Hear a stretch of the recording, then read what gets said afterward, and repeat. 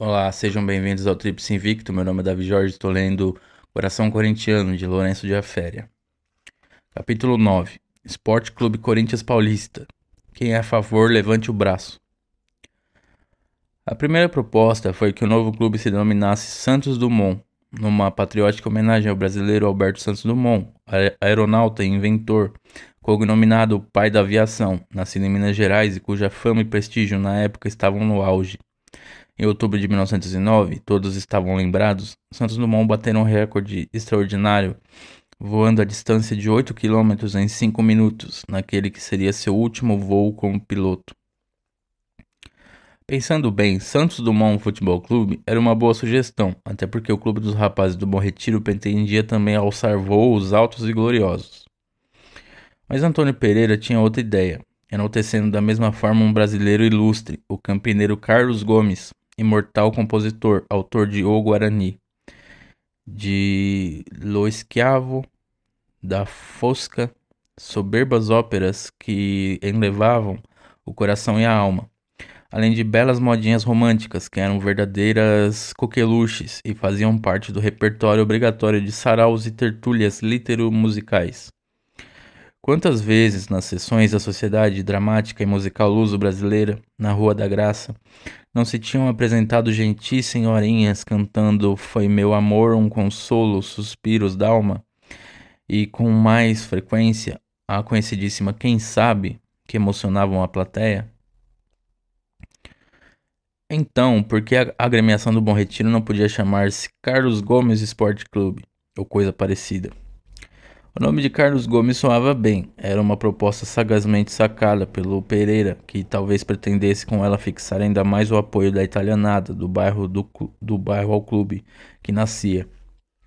Carlos Gomes se fixara na Itália, era brasileiro, porém escrevia as letras das óperas em italiano, o que era perfeitamente normal e comum.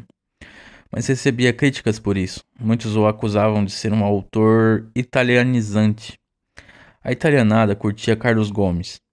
Talvez o nome de Carlos Gomes Futebol Clube pegasse, se nesse mesmo instante Joaquim Ambrosio não houvesse pedido a palavra em um minuto de atenção. Pessoal, quero dar a minha sugestão.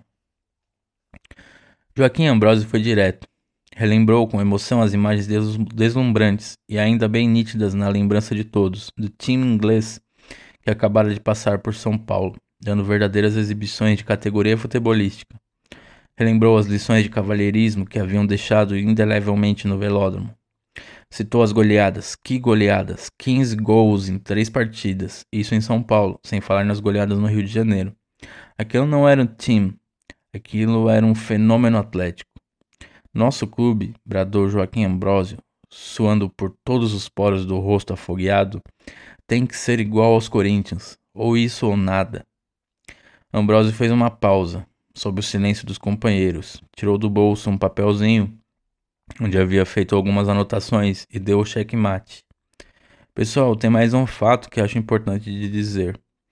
O Corinthians inglês também foi fundado debaixo da luz de um lampião de gás. Um sopro de emoção arrepiou os pelos dos braços da moçada. Dava para ouvir as asas das mariposas rodando em volta da luz azulada no recinto. Esse pormenor da vida do clube inglês não era papo furado. De fato, numa saleta menor que a barbearia do Salvador Batalha, um cômodozinho acanhado num prédio em Paternoster Row. Apenas uma mesinha, nem havia cadeiras para todos, os ingleses sentavam-se em caixas de cerveja. Num lugar assim de Londres nascera o Corinthians Football Club. E naquela primeira reunião também um lampião de gás iluminava a sala. Um lampião de gás. Joaquim Ambrosio passou o lenço xadrez na testa e arrematou. Eu sugiro que nosso clube se chame Esporte Clube Corinthians Paulista. Essa é a minha sugestão. Esse é o meu pensamento. Quem estiver de acordo, levante o braço. Ouviram-se aplausos. Depois, contaminadas pela mesma concordância, levantaram-se as mãos para o alto, num gesto de júbilo e apoio. Menos Antônio Pereira. Antônio Pereira continuava contra. Continuava sendo por fora Carlos Gomes.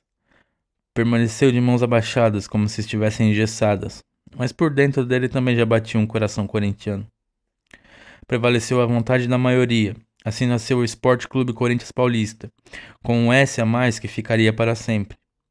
Então Antônio Pereira sorriu, e também ele aplaudiu o nome escolhido. Daí a pouco ele pediu licença, precisava sair. Tinha que ter uma conversa com um empregado que trabalhava na casa do Dr. José Rubião. Rubião, o zagueiro que tinha sido do Paulistano e agora estava jogando e ajudando a dirigir a Associação Atlética das Palmeiras. Antônio Pereira ia cuidar dos estatutos do Esporte Clube Corinthians Paulista.